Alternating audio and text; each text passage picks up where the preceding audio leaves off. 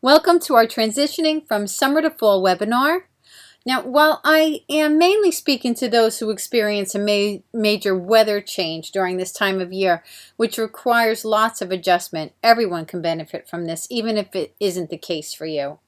While you may not need to switch out clothing, we all do have to revamp our things and freshen up our space, and with the holidays coming up, there is no greater time to begin that.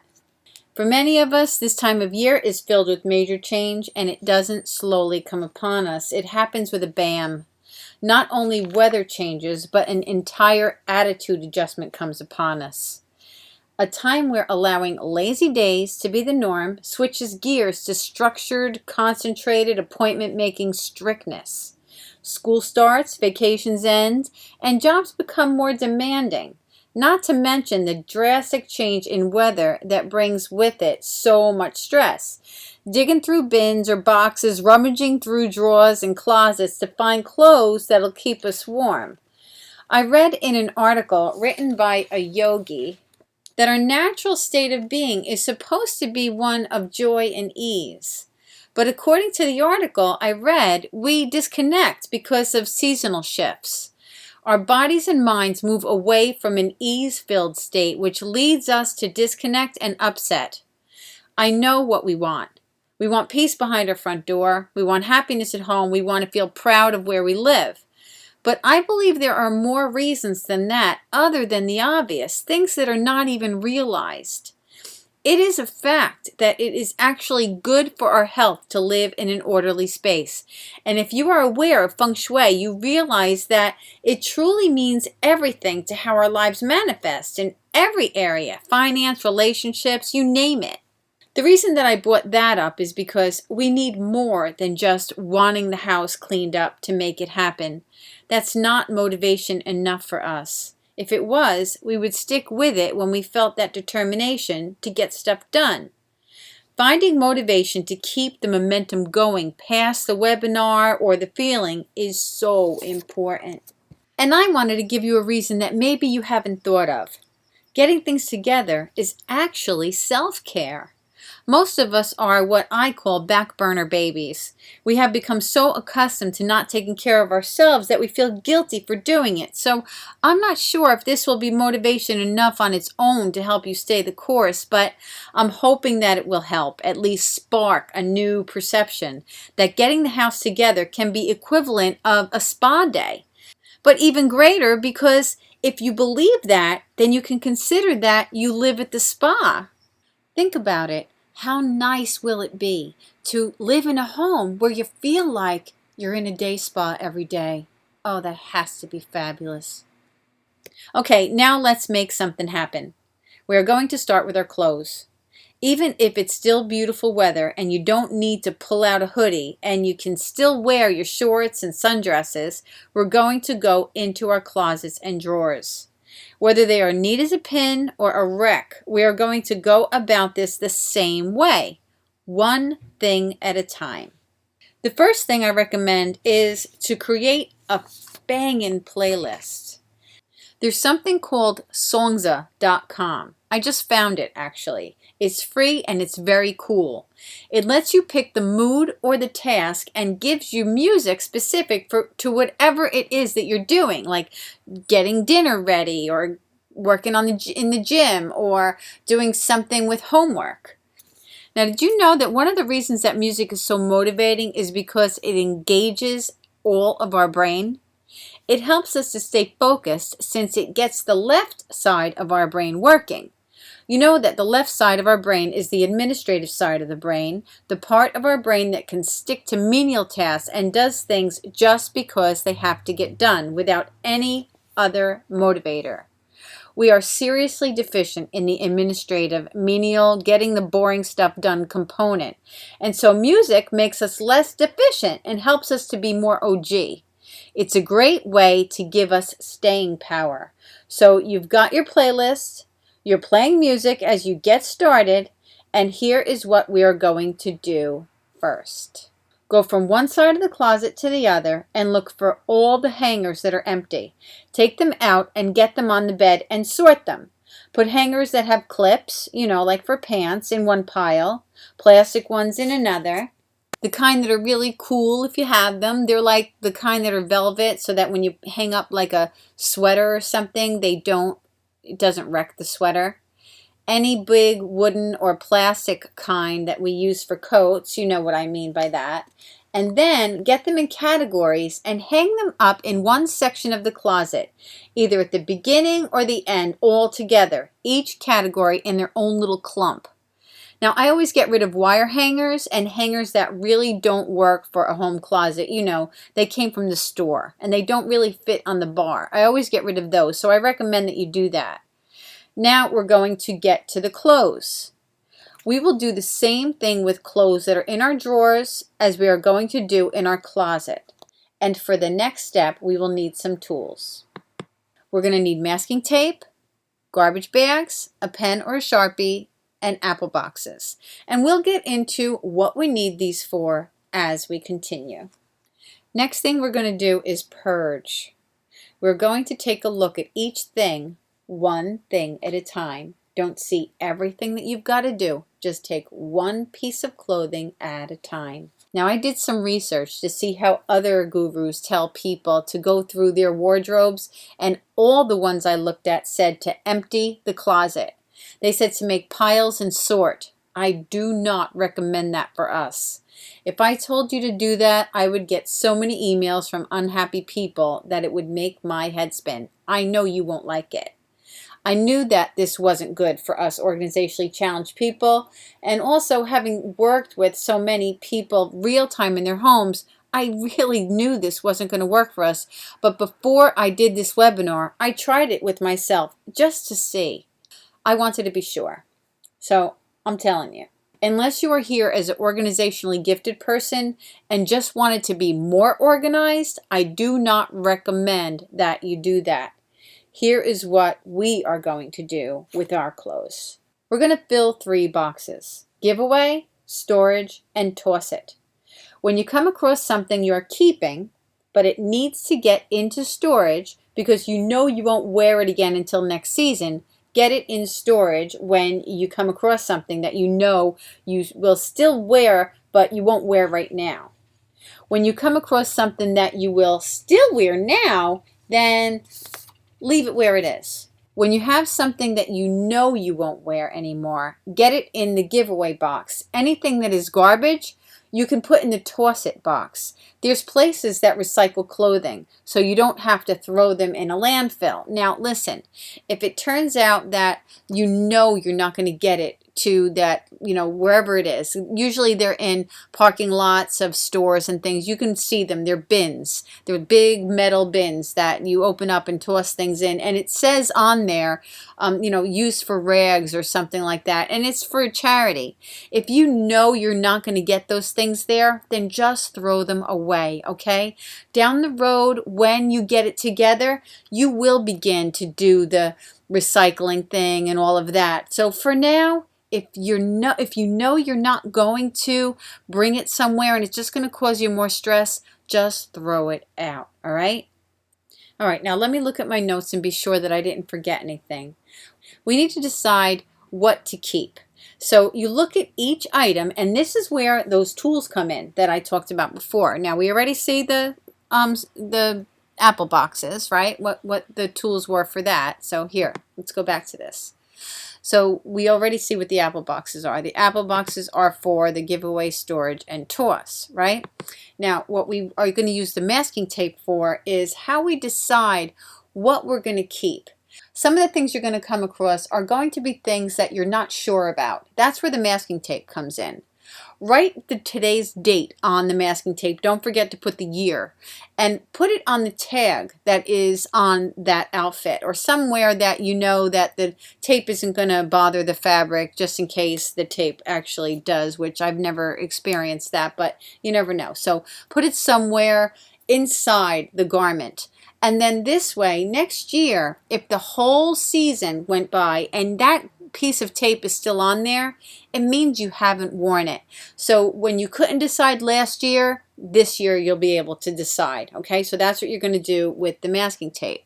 And it's obvious what you're going to use the pen or the Sharpie for, to write the date on the masking tape. Make sure that you write the date on the masking tape right on the roll. Don't put it on the clothes and then write it. You could get some ink on your clothes and then you'll ruin them.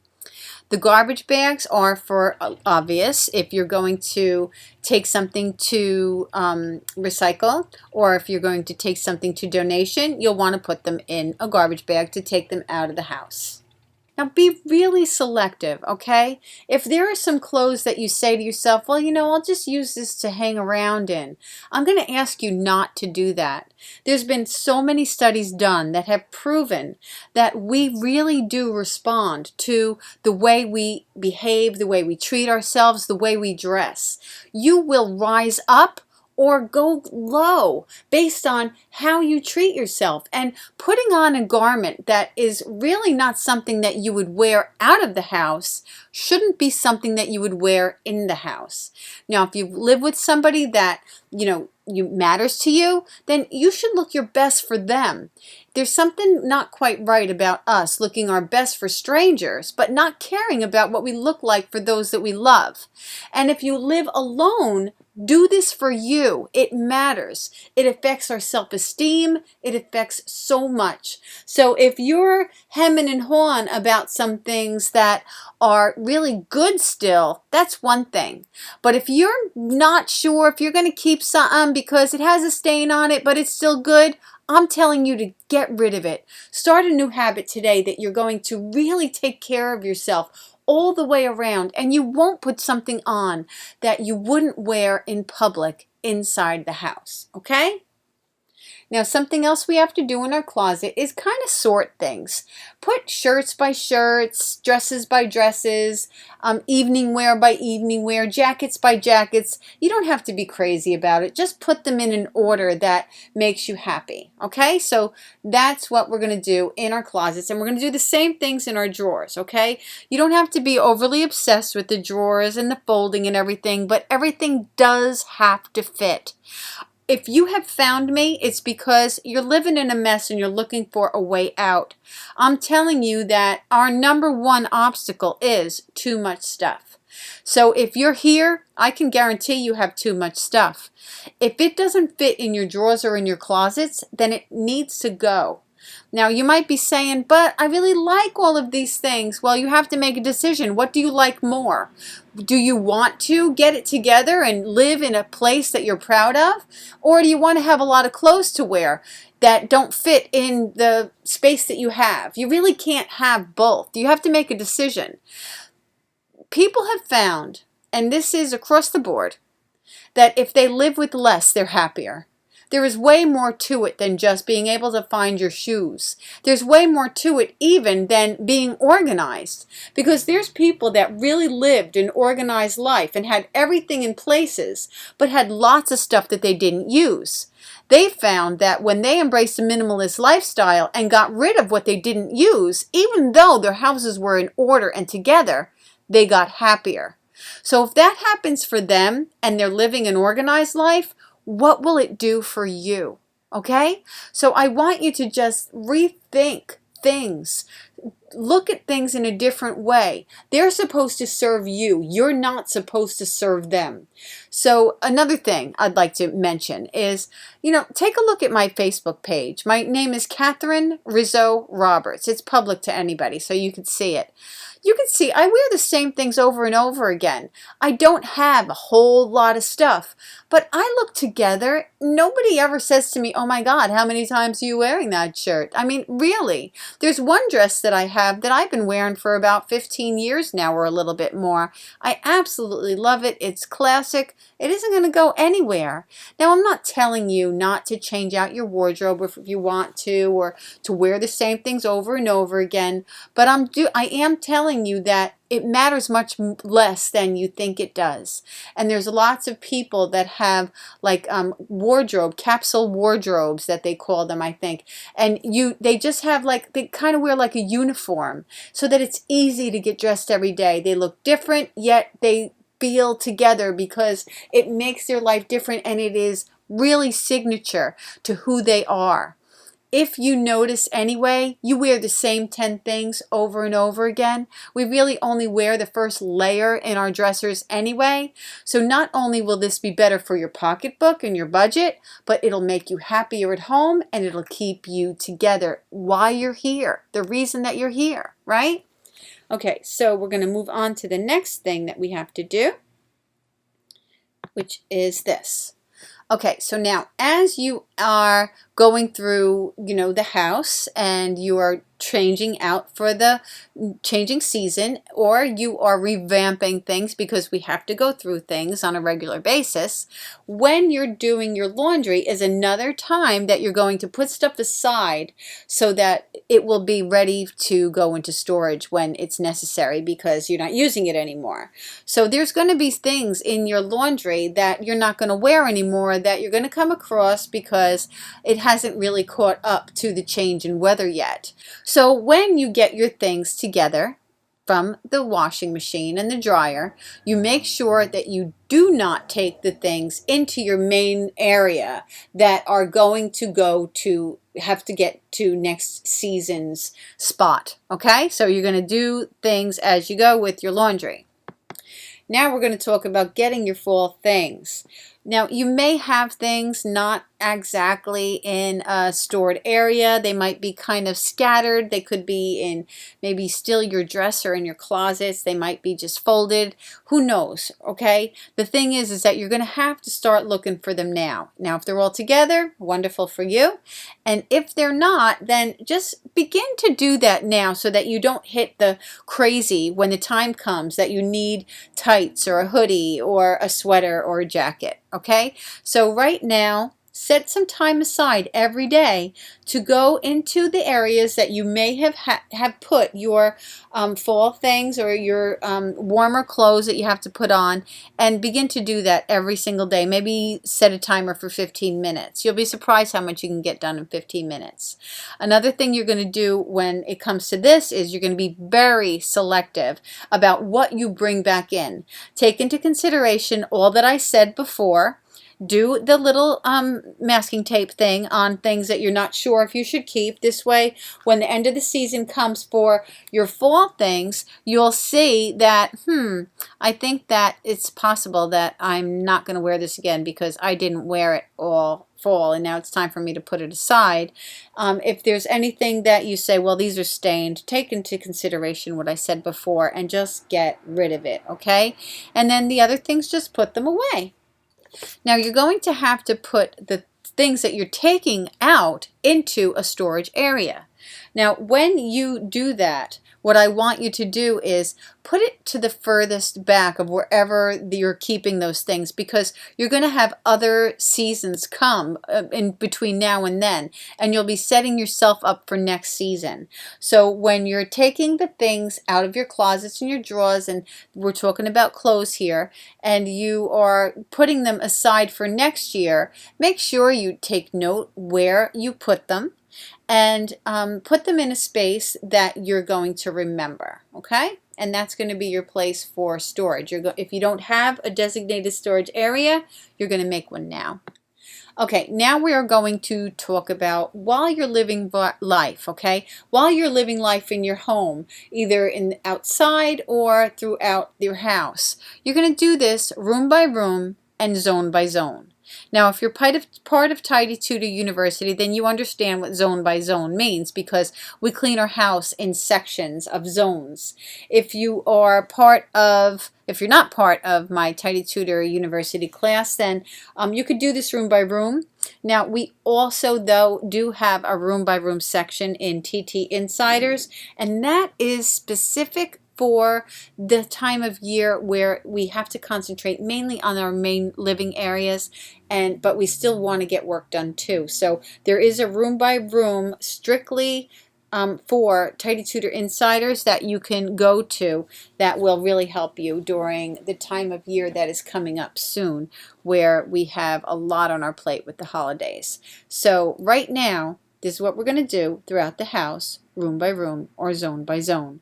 You're just going to take a room or a section a week and designate that week every day to revamping that area. If you have things in there that are absolutely summertime and you live in a place that is going to get cold soon, then you want to get those things into storage. Take a look at them, see if you still want them, see if you still like them, see if you still need them, and then if you do, then they go in the summer storage area. Now, you do this also outside of the house. So you go outside and just take a section at a time.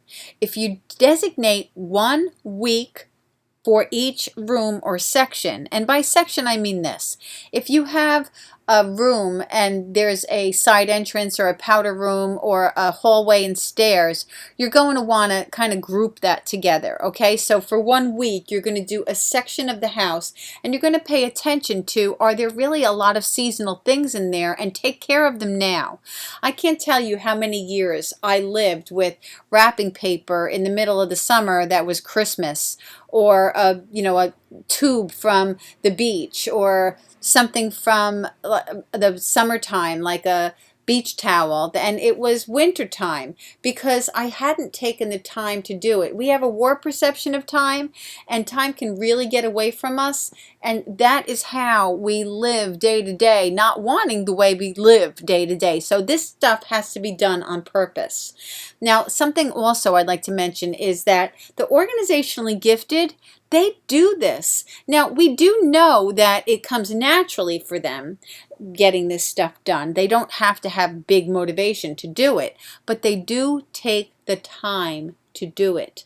It isn't something that they don't consider. It has to be considered, and they do take the time to make sure it happens.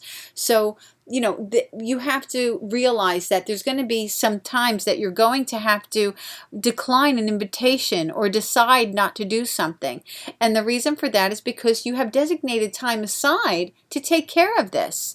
You know that this happens for your organizationally gifted friends because you've asked them if you could do certain things or if you want to do certain things, and they've told you, oh no, I can't. I'm winterizing my backyard.